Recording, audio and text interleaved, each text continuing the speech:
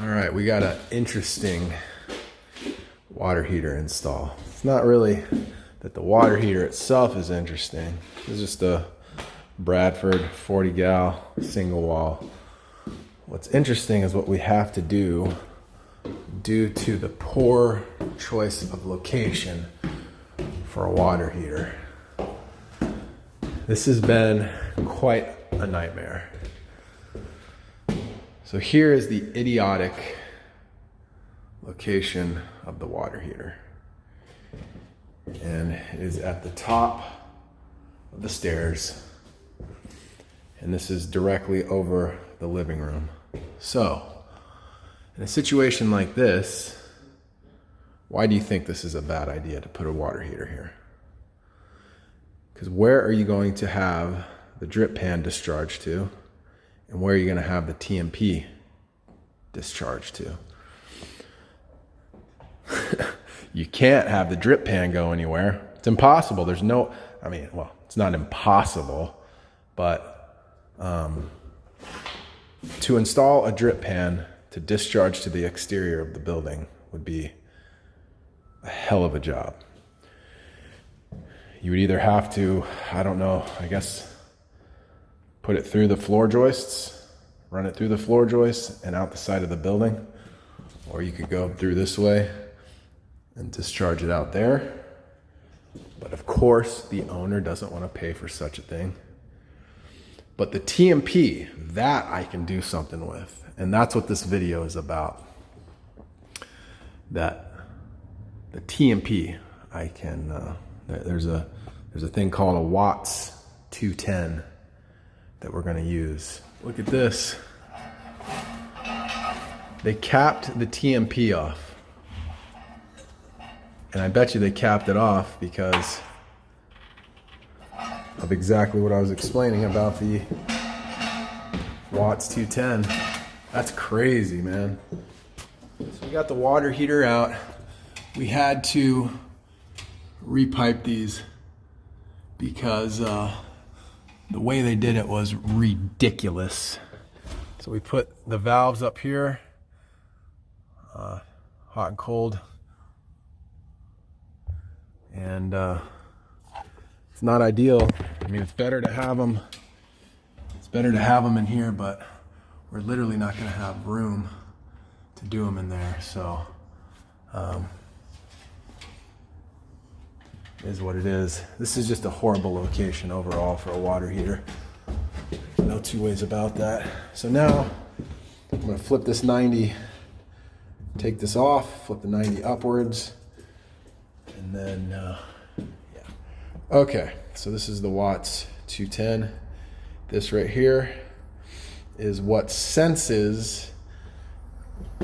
So this, okay, let me start over here. This goes in where the TMP would go. And this little tube senses that if the water in here and the tank gets above 210 degrees, this will cut the gas flow off. So as you can see, the gas goes in and it comes out right here. So literally, all you do is thread it in like you would any other TMP.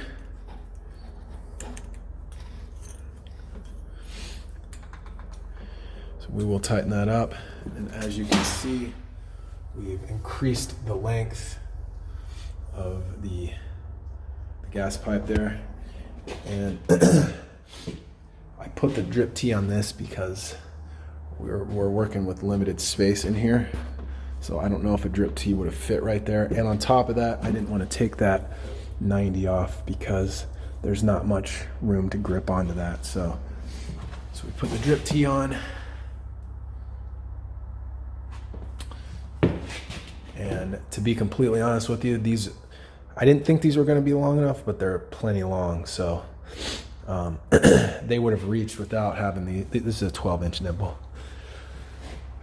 But yeah, so we'll tighten this down and I'll show you Here's the finished product. You got your drip tee, got a 12-inch nipple.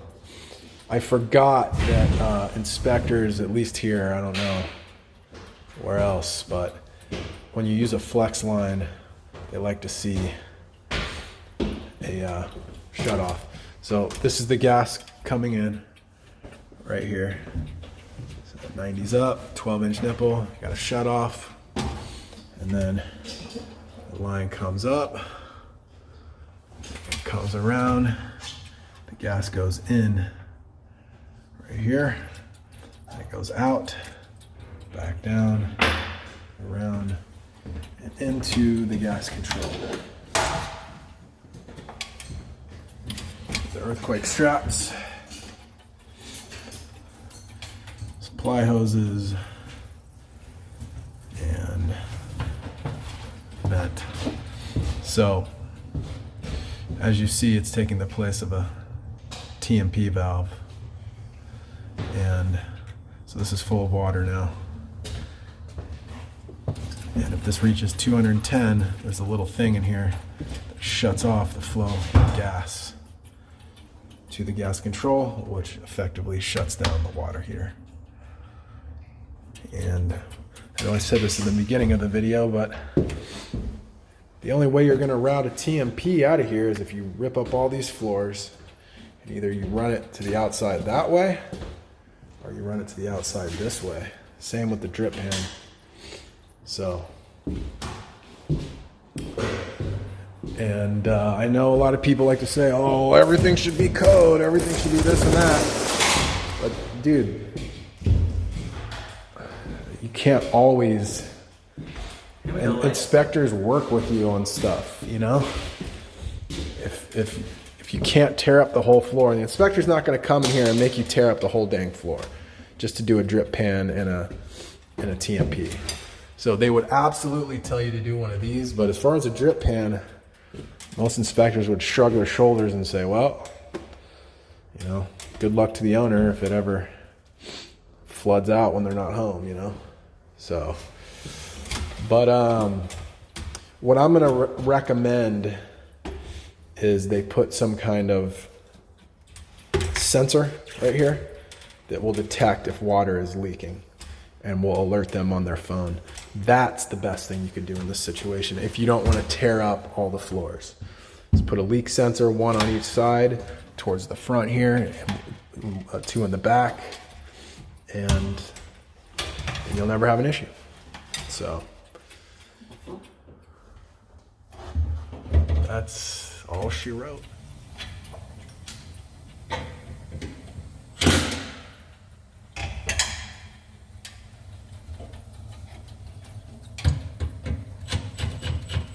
That guy right there is going to build a new door for this.